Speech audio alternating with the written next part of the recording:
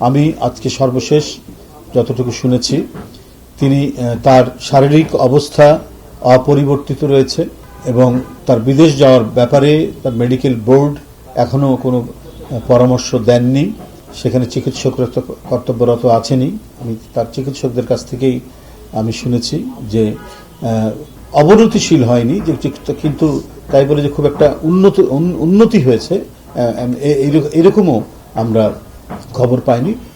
মানে তার শারীরিক অবস্থা অপরিবর্তিত রয়েছে। তো যাই হোক, এটাও মানে আমরা মনে করি যে দ্রুতই তিনি আরো সেরে উঠবেন, আরোগ্য লাভ করবেন, সুস্থ হয়ে উঠবেন। এটাই কোটি কোটি মানুষের প্রত্যাশা। মানুষের এই প্রত্যাশার সাথে আমরা সবাই জাতীয়তাবাদী শক্তি এবং দলের নেতাকর্মীরাও আমাদেরও সেই প্রত্যাশা, আল্লাহ তাকে দ্রুতই সুস্থ করে তুলবেন। যাই হোক, আমি আপনাদের সামনে আর কথা বাড়াবো না। আমাদের কর্মসূচি স্থগিত করেছি। এই স্থগিতের কথা আপনার জানালাম, কারণ আমাদের ব্যাপক প্রস্তুতি চলছিল সারা বাংলাদেশে, বিশেষ করে বিভাগীয় হেডকোয়ার্টার আমাদের কালুরঘাট বেতার কেন্দ্র থেকে, যেখানে তিনি স্বাধীনতার ঘোষণা দিয়েছিলেন শহীদ রাষ্ট্রপতি জিয়াউর রহমান, সেইখান থেকে শুরু হতো আগামীকাল।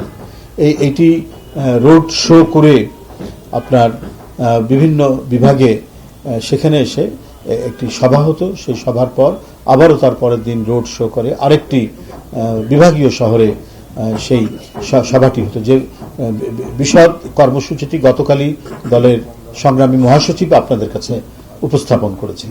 তো যাই হোক, এটিকে কেন্দ্র করে আমাদের ব্যাপক আয়োজন এবং প্রস্তুতি চলছিল সারা দেশের বিভাগীয় শহরগুলোতে এবং আমাদের বিভিন্ন অঙ্গ সংগঠন, সহযোগী সংগঠন এবং জেলা বিএনপিগুলো।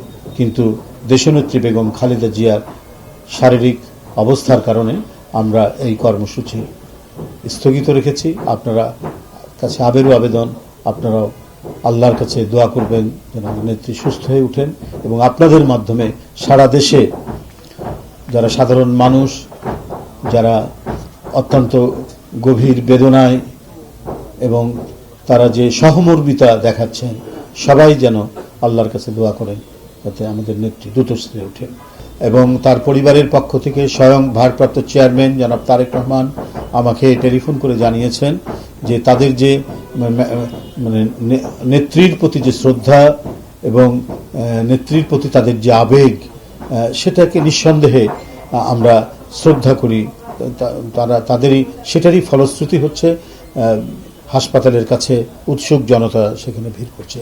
কিন্তু এই ভিড় করতে গিয়ে অন্যান্য রোগী, তাদের যারা মানুষ আছেন বা তাদের জন্য যে প্রয়োজনীয় যে ব্যবস্থাগুলি দরকার, সেজন্য তাদেরকে দেখতে যারা যাবেন বা তাদের কাজে লাগবে যে বিষয়গুলো, সেটা বিঘ্ন ঘটছে। এমনকি আমাদের দেশনেত্রী বেগম খালেদা জিয়ার তারও চিকিৎসা কার্যক্রমে এক ধরনের বিঘ্ন ঘটছে। তো ওই এলাকাটা যদি মোটামুটিভাবে ভিড় কম থাকে, শান্তিপূর্ণ থাকে, তাহলে চিকিৎসক বৃন্দের, কারণ তাদেরও তো যাতায়াতের ব্যাপার আছে, তো অনেক চিকিৎসক যাচ্ছেন আসছেন, যার যখন ডিউটি সেইভাবে কর্তব্য পালন করছেন। কর্তব্য পালনে যাতে কোনো ধরনের বিঘ্ন না ঘটে, কোনো ধরনের বাধা সৃষ্টি না হয়, এই কারণে আমরা বলে আসছি এবং ভারপ্রাপ্ত চেয়ারম্যানও আমাকে বলেছেন আপনাদের মাধ্যমে আমরা যেন আমাদের সকলকে যেন আমরা অবহিত করতে পারি, সেই বিষয়টি আমরা গতকাল থেকে অবহিত করে যাচ্ছি। আমরা প্রেস স্টেটমেন্ট দিয়েছি। আবারও আজকে আপনাদের সামনে বলছি, যারা সেখানে অবস্থান করছেন, ভিড় করছেন, উৎসুক জনতারা যারা সেখানে দাঁড়িয়ে আছেন এবং তাদের এই ভিড় করার কারণে হাসপাতালের স্বাভাবিক কার্যক্রমে অনেক বাধা তৈরি হচ্ছে, বিঘ্ন হচ্ছে। তো এইটা করা উচিত হবে না। এই জন্য বলছি যে সমস্ত মানুষ, দলের নেতাকর্মী, তারা নিজ নিজ অবস্থানে, বাসায় থাকলে বাসায় সবাইকে নিয়ে দোয়া করুন, মসজিদে গিয়ে বলুন দোয়া করার জন্য, যার যার অবস্থানে থেকে করুন, কিন্তু হাসপাতালের সামনে আপনারা কেউ ভিড় করবেন না। এটাই হচ্ছে একান্ত অনুরোধ আপনাদের কাছে এবং দলের নেতাকর্মীদের কাছেও এটা অনুরোধ, যাতে ম্যাডামের চিকিৎসা কার্যক্রমে যাতে কোনো ধরনের ব্যাঘাত না হয়।